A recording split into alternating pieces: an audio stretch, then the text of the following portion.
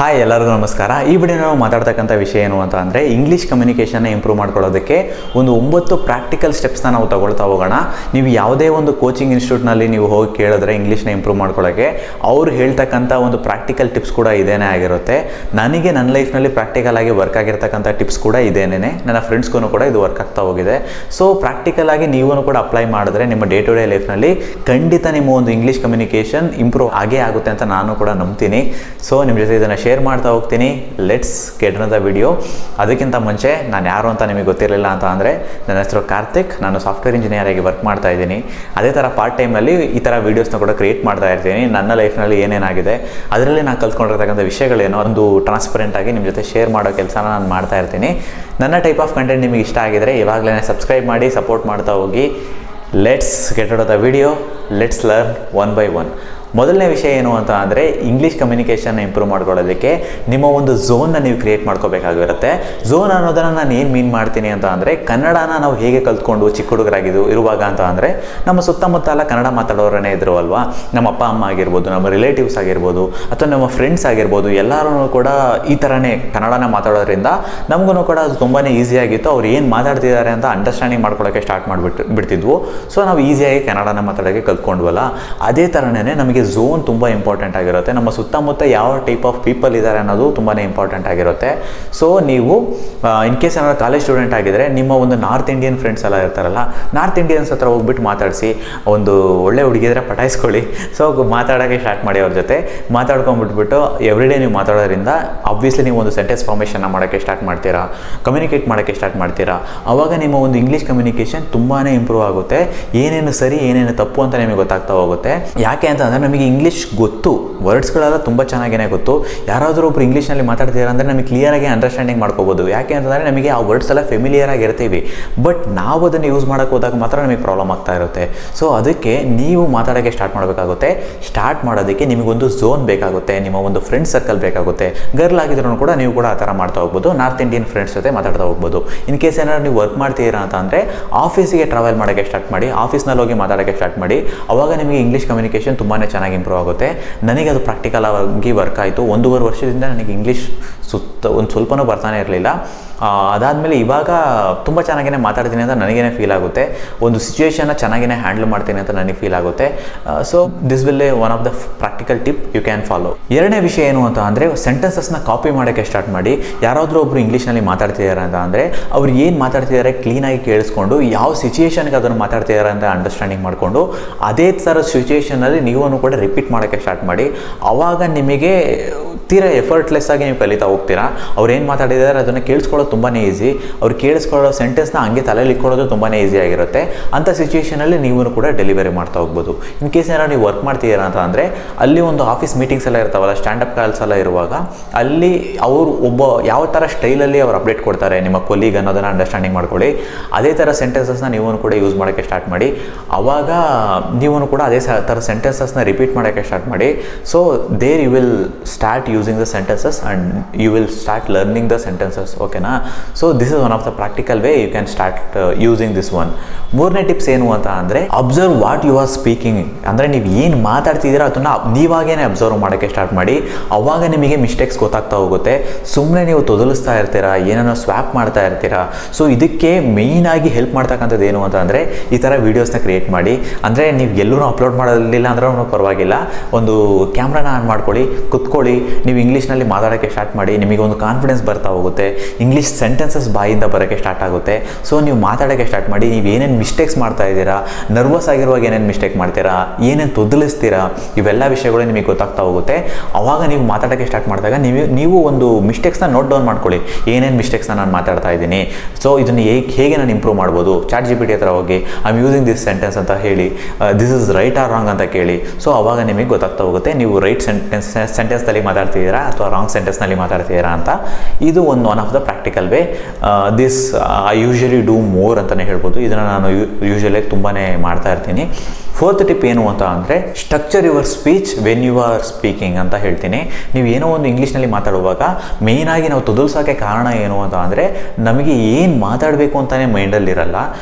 ಸುಮ್ಮನೆ ರ್ಯಾಂಡಮಾಗಿ ಹೋಗಿ ನಾನು ಮಾತಾಡ್ತೀನಿ ಅಂತ ಅಂದರೆ that will be going to disaster. So ಅದರಿಂದಾಗಿ ನೀವು ಏನು ಮಾಡಿ ಅಂತ ಅಂದರೆ ನೀವು ಮಾತಾಡೋಕ್ಕೂ ಮುಂಚೆ ಏನು ಮಾತಾಡಬೇಕು ಅನ್ನೋದನ್ನು ಸ್ಟ್ರಕ್ಚರ್ ಮಾಡ್ತಾ ಹೋಗಿ, ಒಂದು ಸ್ಟ್ರಕ್ಚರ್ನ ಬರಿತಾ ಹೋಗಿ, ಅಥವಾ ಮೈಂಡ್ನಲ್ಲೇ ಸ್ಟ್ರಕ್ಚರ್ ಮಾಡಿ. ಇನಿಷಿಯಲ್ ಸ್ಟೇಜಸ್ನಲ್ಲಿ ಮೈಂಡ್ನಲ್ಲಿ ಸ್ಟ್ರಕ್ಚರ್ ಮಾಡ್ತಕ್ಕಂಥ ಕೆಪಬಿಲಿಟಿ ನಮಗಿರಲ್ಲ. ಸೊ ಒಂದು ಪೆನ್ ಆ್ಯಂಡ್ ಬುಕ್ನಲ್ಲಿ ಬರಿತಾ ಹೋಗಿ ಏನು ಅಂತ ಅಂದರೆ ಫಸ್ಟಿಗೆ ಇಂಟ್ರೊಡಕ್ಷನ್ನ ಬರೀರಿ. ಇಂಟ್ರೊಡಕ್ಷನ್ ಅಂತ ಅಂದರೆ ನೀವು ಏನು ಮಾತಾಡೋಕೆ ಹೋಗ್ತಿದ್ದೀರಾ ಅದನ್ನು ಒಂದು ಹೆಡ್ಲೈನ್ ಥರ ಹೇಳ್ತಾ ಹೋಗಿ. ಅದಾದಮೇಲೆ ನೀವು ಅದನ್ನು ಎಕ್ಸ್ಪ್ಲೈನ್ ಮಾಡಿ. ಎಕ್ಸ್ಪ್ಲೈನ್ ಅಂತ ಡೀಟೇಲಾಗಿ ಹೇಳ್ತಕ್ಕಂಥ ಅವಶ್ಯಕತೆಯೂ ಇಲ್ಲ, ಒಂದು ಸಿಂಪಲ್ ವೇನಲ್ಲಿ ಎಕ್ಸ್ಪ್ಲೈನ್ ಮಾಡಿ. ಕೊನೆಗೆ ಕನ್ಕ್ಲೂಷನ್ನ ಕೊಡಿ. This is I did, this is how ಅಂತ ಹೇಳ್ಬಿಟ್ಟು ಒಂದು ಸೆಂಟೆನ್ಸ್ನಲ್ಲಿ ಕನ್ಕ್ಲೂಷನ್ ಕೊಡೋಕ್ಕೆ ಟ್ರೈ ಮಾಡಿ. ಸೊ ಅವಾಗ ನಮಗೆ ಒಂದು ಸ್ಟ್ರಕ್ಚರ್ ಮಾಡೋಕ್ಕೆ ಸ್ಟಾರ್ಟ್ ಮಾಡ್ತೀವಿ. ಜೊತೆಗೆ ಒಂದು ಆಪೋಸಿಟಲ್ಲಿ ಇರತಕ್ಕಂಥವ್ರಿಗೆ ಅಂಡರ್ಸ್ಟ್ಯಾಂಡಿಂಗ್ ಮಾಡ್ಕೊಳ್ಳೋಕ್ಕೆ ತುಂಬಾ ಈಸಿಯಾಗಿರುತ್ತೆ ಇದು.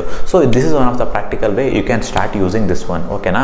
5ನೇ ವಿಷಯ ಏನು ಅಂತಂದರೆ ಅಂಡರ್ಸ್ಟ್ಯಾಂಡ್ ಯುವರ್ ಆಡಿಯನ್ಸ್ನ ಯಾಕೆ ಅಂಡರ್ಸ್ಟ್ಯಾಂಡ್ ಮಾಡ್ಕೊಳ್ಳೋದು ತುಂಬ ಇಂಪಾರ್ಟೆಂಟ್ ಆಗಿರುತ್ತೆ ಅಂತ ಅಂದರೆ ಇದು ಇಂಗ್ಲೀಷ್ ಫ್ಲೂಯೆನ್ಸಿನ ಇಂಪ್ರೂವ್ ಮಾಡಲ್ಲ, ನೀವು ಏನನ್ನು ಯಾವ ಟೈಮಲ್ಲಿ ಮಾತಾಡಬೇಕು ಅನ್ನೋದನ್ನು ಇದು ತುಂಬಾ ಇಂಪ್ರೂವ್ ಮಾಡುತ್ತೆ. ಆಡಿಯನ್ಸ್ನ ಯಾವ ಥರ ಅಂಡರ್ಸ್ಟ್ಯಾಂಡಿಂಗ್ ಮಾಡ್ಕೊಳ್ಳೋದು ಅಂತ ಅಂದರೆ ನಿಮ್ಮ ಆಪೋಸಿಟ್ನಲ್ಲಿ ಇರ್ತಾರಲ್ವ, ಅವರು ನಿಮ್ಮ ಕೊಲೀಗ್ ಆಗಿದ್ದರೆ ಅವ್ರ ಹತ್ರ ಏನು ವಿಷಯಗಳನ್ನ ಹೇಳಬೇಕು ಅನ್ನೋದನ್ನು ನಿಮಗೆ ಗೊತ್ತಿರಬೇಕು. ಮ್ಯಾನೇಜರ್ ಆಗಿದ್ದರೆ ಅವ್ರ ಹತ್ರ ಏನು ವಿಷಯನ ಹೇಳಬೇಕು ಅನ್ನೋದು ಗೊತ್ತಿರಬೇಕು. ಅವ್ರಿಗೆ HR ಆಗಿದ್ದರೆ ಅವ್ರ ಹತ್ರ ಏನು ವಿಷಯಗಳನ್ನ ಹೇಳಬೇಕು ಅನ್ನೋದು ನಿಮಗೆ ಗೊತ್ತಿರಬೇಕು. So this is one of the important thing we miss ಅಂತಲೇ ಹೇಳ್ತಾ ಹೋಗ್ತೀನಿ. ನಾವು ಎಲ್ಲರೂ ಎಲ್ಲರ ಜೊತೆನೂ ಶೇರ್ ಮಾಡಬಾರ್ದು. ಇನ್ ಕೇಸ್ ನೀವು ಆಫೀಸ್ನಲ್ಲಿದ್ದೀರಾ ಅಂತಂದರೆ ಇದು ತುಂಬಾ ಇಂಪಾರ್ಟೆಂಟ್ ಆಗಿರುತ್ತೆ. ನಿಮ್ಮ ಕೊಲೀಗ್ ಹತ್ರ ಡೀಟೇಲಾಗಿ ಟೆಕ್ನಿಕಲ್ ವಿಷಯಗಳನ್ನ ಎಕ್ಸ್ಪ್ಲೈನ್ ಮಾಡೋದು ಒಂದು ಒಳ್ಳೆ ವಿಷಯನೇ ಆಗಿರುತ್ತೆ. ಆದರೆ ನಿಮ್ಮ ಒಂದು ಮ್ಯಾನೇಜರ್ ಹತ್ರ ಡೀಟೇಲಾಗಿ ಹೇಳ್ತೀರಾ ಅಂತ ಅಂದರೆ ದಟ್ ಈಸ್ ನಾಟ್ ಯೂಸ್ಫುಲ್. ಯಾಕೆಂತಂದರೆ ನಿಮ್ಮ ಮ್ಯಾನೇಜರ್ ಅವ್ರಿಗೆ ಬೇಕಾಗಿರ್ತಕ್ಕಂಥದ್ದು ಬೇಸಿಕ್ ಅಪ್ಡೇಟ್ ಅಷ್ಟೇ. ಸೊ ನೀವು ಏನು ಮಾಡ್ತಿದ್ದೀರಾ ಅದನ್ನು ಹೇಳಿದ್ರೇ ಸಾಕು, ಟೆಕ್ನಿಕಲಾಗಿ ಡೀಟೇಲಾಗಿ ಹೋಗ್ತಕ್ಕಂಥ ಅವಶ್ಯಕತೆ ಇರಲ್ಲ. ಸೊ ಆಡಿಯನ್ಸ್ನ ಅಂಡರ್ಸ್ಟ್ಯಾಂಡಿಂಗ್ ಮಾಡಿಕೊಂಡು ಅವ್ರ ಹತ್ರ ಏನು ಹೇಳಬೇಕು ಅನ್ನೋದು ನಿಮಗೆ ಸ್ಟ್ರಕ್ಚರ್ ಮಾಡ್ತಾ ಹೋಗಬೇಕಾಗುತ್ತೆ. ಇದು ಬಂದುಬಿಟ್ಟು 5ನೇ ವಿಷಯ.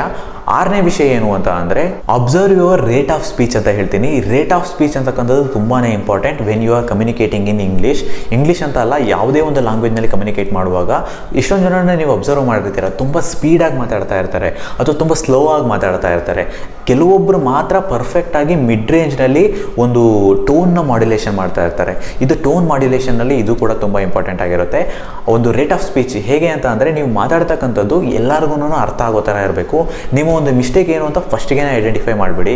Weather you are speaking too fast or else too slow ಅನ್ನೋದನ್ನು ನಿಮಗೆ ಗೊತ್ತಿರಬೇಕಾಗುತ್ತೆ. ನೀವೇನಾದರೂ ಟೂ ಫಾಸ್ಟಾಗಿ ಮಾತಾಡ್ತಿದ್ದೀರಾ ಅಂತ ಅಂದರೆ ನೀವು ಅದನ್ನು ಸ್ಲೋ ಡೌನ್ ಮಾಡಬೇಕಾಗುತ್ತೆ, ಇಂಟೆನ್ಷನಲಿ ಸ್ಲೋ ಡೌನ್ ಮಾಡಬೇಕಾಗುತ್ತೆ. ಅದೇನಾದರೂ ನೀವು ತುಂಬ ಸ್ಲೋ ಆಗಿ ಮಾತಾಡ್ತೀರಾ ಅಂತಂದರೆ ಇಂಟೆನ್ಷನಲಿ ಸ್ಪೀಡಪ್ ಮಾಡಬೇಕಾಗುತ್ತೆ. ಸೊ ನೀವು ಪಾಸಸ್ನ ಕೊಡಬೇಕಾಗುತ್ತೆ. ಒಂದು ಸೆಂಟೆನ್ಸ್ ಮುಗಿದ ತಕ್ಷಣ ಒಂದು ಪಾಸ್ನ ಕೊಟ್ಟು ಅದು ಆಡಿಯನ್ಸಿಗೆ ಅಂಡರ್ಸ್ಟ್ಯಾಂಡಿಂಗ್ ಮಾಡ್ಕೊಳ್ಳೋಕ್ಕೆ ತುಂಬಾ ಹೆಲ್ಪ್ಫುಲ್ ಆಗಿರುತ್ತೆ. ಸೊ ನೀವೇನು ಮಾಡಬೇಕು ಅಂತ ಅಂದರೆ ಮಾಡ್ಯುಲೇಷನ್ ತುಂಬ ಇಂಪಾರ್ಟೆಂಟ್ ಆಗಿರುತ್ತೆ. ನೀವು ಯಾವ ಸ್ಪೀಡ್ನಲ್ಲಿ ಮಾತಾಡ್ತೀರಾ ಅನ್ನೋದು ಇಂಪಾರ್ಟೆಂಟ್ ಆಗಿರುತ್ತೆ. ಪಾಸಸ್ ಇಂಪಾರ್ಟೆಂಟ್ ಆಗಿರುತ್ತೆ. ಜೊತೆಗೆ ಒಂದು ಹೈಲೈಟ್ ಮಾಡ್ತೀರಲ್ಲ ಆ ವರ್ಡ್ಸ್ನ. For example I am coming to the office ಅಂತ ಹೇಳ್ತೀರಾ ಅಂತ ಅಂದರೆ I will come soon to the office ಅಂದರೆ ಸೂನ್ ಅಂತಕ್ಕಂಥದ್ದು ತುಂಬ ಸ್ಟ್ರೆಸ್ ಮಾಡಿ ಹೇಳಿದೆ ಅಲ್ವಾ, ಅದೇ ಥರ ಯಾವ ವರ್ಡ ಸ್ಟ್ರೆಸ್ ಮಾಡಬೇಕು ಅನ್ನೋದು ನಿಮಗೆ ಗೊತ್ತಿರಬೇಕಾಗುತ್ತೆ. ಸೊ ಇವನ್ನೆಲ್ಲನೂ ಅಬ್ಸರ್ವ್ ಮಾಡೋಕ್ಕೆ ಸ್ಟಾರ್ಟ್ ಮಾಡಿ.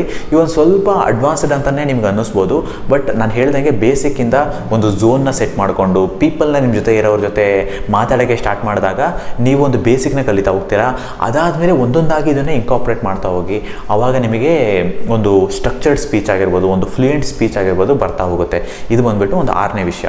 7ನೇ ವಿಷಯ ಏನು ಅಂತ ಅಂದರೆ ಅವಾಯ್ಡ್ ಫಿಲ್ಲರ್ ವರ್ಡ್ಸ್ ಇಂಟೆನ್ಷನಲಿ. ಇದು ತುಂಬ ಇಂಪಾರ್ಟೆಂಟ್ ಆಗಿರುತ್ತೆ. ನೀವು ಮಾತಾಡುವಾಗ ಆ ಊ ಅಂತ ಹೇಳ್ತಾ ಇರ್ತೀರಾ, ಅಥವಾ ಸೋ ಸೋ ಸೋ ಸೋ ಅಂತ ತುಂಬ ಸರಿ ಹೇಳ್ತಾ ಇರ್ತೀರಾ, ಲೈಕ್ ಅಂತ ತುಂಬ ಸರಿ ಹೇಳ್ತಾ ಇರ್ತೀರಾ. ಸೊ ಇವನ್ನೆಲ್ಲ ಕಟ್ ಡೌನ್ ಮಾಡಬೇಕಾಗುತ್ತೆ. ಇಂಟೆನ್ಷನಲ್ಲಿ ನೀವೇನು ಮಾಡಿ ಅಂತ ಅಂದರೆ ನಾನು ಹೇಳ್ದಂಗೆ ಸೆಕೆಂಡ್ ಮೆಥಡ್ ಹೇಳ್ದಂಗೆ ಕ್ಯಾಮ್ರಾನಲ್ಲಿ ನೀವು ಮಾತಾಡೋಕ್ಕೆ ಸ್ಟಾರ್ಟ್ ಮಾಡಿದಾಗ ಇವೆಲ್ಲ ಮಿಸ್ಟೇಕ್ಸ್ ನಿಮಗೆ ಗೊತ್ತಾಗ್ತಾ ಹೋಗುತ್ತೆ. ಅಥವಾ ನೀವು ಯಾರ ಜೊತೆ ಮಾತಾಡುವಾಗ ಅವ್ರ ಹತ್ರ ಫೀಡ್ಬ್ಯಾಕ್ನ ತೊಗೊಂಡ್ರೆ ನಿಮಗೆ ಗೊತ್ತಾಗ್ತಾ ಹೋಗುತ್ತೆ. ನೀವು ಏನನ್ನ ಫಿಲ್ಲರ್ ವರ್ಡ್ಸ್ ಆಗಿ ಯೂಸ್ ಮಾಡ್ತಿದ್ದೀರಾ ಅದನ್ನು ಫಸ್ಟ್ ಐಡೆಂಟಿಫೈ ಮಾಡಿ. ಮೇ ಬಿ ನೀವು ಲೈಕ್ ಅನ್ನೋದನ್ನು ತುಂಬ ಯೂಸ್ ಮಾಡ್ತಿದ್ದೀರಾ ಅಂತ ಅಂದರೆ ಆ ಲೈಕ್ನ ಕಟ್ ಡೌನ್ ಮಾಡಿ ತೆಗೆದುಬಿಡಿ. ಕಟ್ ಡೌನ್ ಮಾಡಿ ತೆಗೆದಾದ್ಮೇಲೆ ನೀವು ನಿಜವಾಗ್ಲೂ ಅಬ್ಸರ್ವ್ ಮಾಡಿ ನಿಮ್ಮ ಒಂದು ಸ್ಪೀಚ್ ತುಂಬಾ ಚೆನ್ನಾಗಿರುತ್ತೆ. ಸೊ ಫಿಲ್ಲರ್ ವರ್ಡ್ಸ್ನ ಅವಾಯ್ಡ್ ಮಾಡೋಕ್ಕೆ ಸ್ಟಾರ್ಟ್ ಮಾಡಿ. 8ನೇ ವಿಷಯ ಏನು ಅಂತ ಅಂದರೆ use burger method to say no. ಅಂದರೆ ನೀವು ನೋನ ಹೇಳ್ತೀರಲ್ಲ, ನೋನ ಹೇಳುವಾಗ ಬರ್ಗರ್ ಮೆಥಡ್ ಅಂತ ಹೇಳ್ತಾರೆ. ಬರ್ಗರ್ ಮೆಥಡ್ನಲ್ಲಿ ಏನು ಅಂತ ಅಂದರೆ ನೀವು ಡೈರೆಕ್ಟಾಗಿ ಯಾರಾದರೂ ಒಬ್ಬರು ಹೆಲ್ಪ್ನ ಕೇಳಿದ್ರು ಅಂತ ಅಂದರೆ ಕಮ್ಯುನಿಕೇಟ್ ಮಾಡುವಾಗ ಒಂದು ಬೆಟರ್ ಕಮ್ಯುನಿಕೇಷನ್ ಹೇಗಿರಬೇಕು ಅಂತ ಅಂದರೆ ಯಾರಾದರೂ ಒಬ್ಬರು ಹೆಲ್ಪ್ನ ಕೇಳ್ತಿದ್ದಾರೆ ಅಂತ ಅಂದರೆ ನೀವು ಡೈರೆಕ್ಟಾಗಿ ನೋ ಅಂತ ಹೇಳಬಾರ್ದು. ನೋ ಅಂತ ಹೇಳ್ತಕ್ಕಂಥದ್ದು ತುಂಬ ಒಂದು ಬ್ಯಾಡ್ ನೇಮ್ನ ನಿಮಗೆ ತರ್ತಾ ಹೋಗುತ್ತೆ. ಸೊ ನೀವು ಹೇಳುವಾಗ ಯಾವ ಥರ ಹೇಳಬೇಕು ಅಂತಂದರೆ ನೋ ಅಂತ ಹೇಳಬಾರ್ದು. ಬರ್ಗರ್ ಯಾವ ಥರ ಇದೆ ಹೇಳಿ, ಮೇಲ್ಗಡೆ ಬ್ರೆಡ್ ಇದೆ, ಕೆಳಗಡೆ ಬ್ರೆಡ್ ಇದೆ, ಮಧ್ಯದಲ್ಲಿ ಚೀಸ್ ಆ್ಯಂಡ್ ಬಟರ್ ಈ ಥರ ಎಲ್ಲ ಇರ್ತದಲ್ಲ, ಅದೇ ಥರ ಮೆಥಡ್ನ ನೀವು ಫಾಲೋ ಮಾಡೋಕ್ಕಾಗುತ್ತೆ.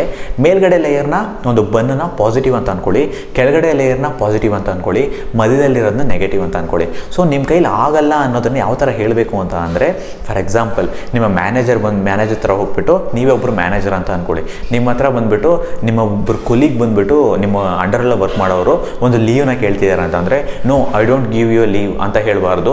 ನೀವು ಯಾವ ಥರ ಹೇಳಬೇಕು ಅಂತ ಅಂದರೆ ಬರ್ಗರ್ ಮೆಥಡ್ನಲ್ಲಿ ಹೇಳಬೇಕು. ಫಸ್ಟಿಗೆ you are a good employee, you did great work, great job, you are a critical resource of this project, ಆ ಥರ ನೀವು ಹೇಳೋಕ್ಕೆ ಸ್ಟಾರ್ಟ್ ಮಾಡಬೇಕಾಗುತ್ತೆ. ಸೊ ಆ ಥರ ಹೇಳಾದ್ಮೇಲೆ ಮಧ್ಯದಲ್ಲಿ ನೀವು ನೆಗೆಟಿವ್ನ ಹೇಳಿ. ಯಾಕೆ ಅಂತ ಅಂದರೆ ನೀವು ಆ ಕೊಲಿಗೆ ಲೀವ್ನ ಕೊಡೋಕ್ಕೆ ನೀವು ರೆಡಿ ಇಲ್ಲ ಅಲ್ವಾ. So sorry for this one, I should not approve your leave because ಅಂತ ಹೇಳಿಬಿಟ್ಟು ನೆಕ್ಸ್ಟ್ ಬರ್ಗರ್ನ ನೀವು ಹೇಳ್ತಾ ಹೋಗಿ. ಅಂದರೆ ನೆಕ್ಸ್ಟ್ ಪಾಸಿಟಿವ್ ಲೇಯರ್ನ ಆ್ಯಡ್ ಮಾಡಿ. Because you are a critical resource of this project, I want you to be there in this project. So ನೀವು ಈ ವೀಕ್ನ ತೊಗೋಬೇಡಿ, ನೆಕ್ಸ್ಟ್ ವೀಕ್ನ ನೀವು ಲೀವ್ನ ತೊಗೊಳ್ಳಿ. ಅಂದರೆ ಅಲ್ಲೂ ಒಂದು ಪಾಸಿಟಿವ್ ಲೇಯರ್ ಆಯ್ತಲ್ಲ. ಸೊ ಅದೇ ಥರ ಒಂದು ಪಾಸಿಟಿವ್ ಲೇಯರ್, ಆಮೇಲೆ ನೀವು ನೆಗೆಟಿವ್, ಆಮೇಲೆ ಪಾಸಿಟಿವ್, ಆವಾಗ ನಿಮ್ಮ ಮೇಲೆ ಒಂದು ನೆಗೆಟಿವ್ ಒಪಿನಿಯನ್ ಕ್ರಿಯೇಟ್ ಆಗಲ್ಲ. ಸೊ ಬರ್ಗರ್ ಮೆಥಡ್ನ ಯೂಸ್ ಮಾಡೋಕ್ಕೆ ಸ್ಟಾರ್ಟ್ ಮಾಡಿ. ಇದು ಅಫಿಷಿಯಲ್ ಸ್ಪೇಸ್ ಅಂತ ಅಲ್ಲ, ನೀವು ನಾರ್ಮಲ್ ಲೈಫ್ನಲ್ಲೂ ಕೂಡ ಇದನ್ನು ಯೂಸ್ ಮಾಡ್ತಾ ಹೋಗ್ಬೋದು. ಬಟ್ ಓವರಾಗಿ ಇಲ್ದಲೇ ಇರೋ ಥರ ನೀವು ಇಟ್ಕೊಳ್ಳಿ. ನನಗೆ ಗೊತ್ತು ಇದೆಲ್ಲ ಕೇಳಿಸ್ಕೊತಾ ಇದ್ದರೆ ಸ್ವಲ್ಪ ಓವರಾಗಿ ಆ್ಯಕ್ಟಿಂಗ್ ಮಾಡ್ತಿದ್ದೀವಿ ಅಂತ ಅನಿಸುತ್ತೆ, but we should do this one. ಯಾಕೆ ಅಂತಂದರೆ this is how English communication works and office ಸ್ಪೇಸ್ನಲ್ಲೂ ಕೂಡ ಇದೇನೇ ವರ್ಕ್ ಆಗ್ತಕ್ಕಂಥದ್ದು. ಸೊ ಈ ಥರ ಒಂದು ಬರ್ಗರ್ ಮೆಥಡ್ನ ಯೂಸ್ ಮಾಡಿ ನೋನ ಹೇಳೋಕ್ಕೆ ಟ್ರೈ ಮಾಡಿ.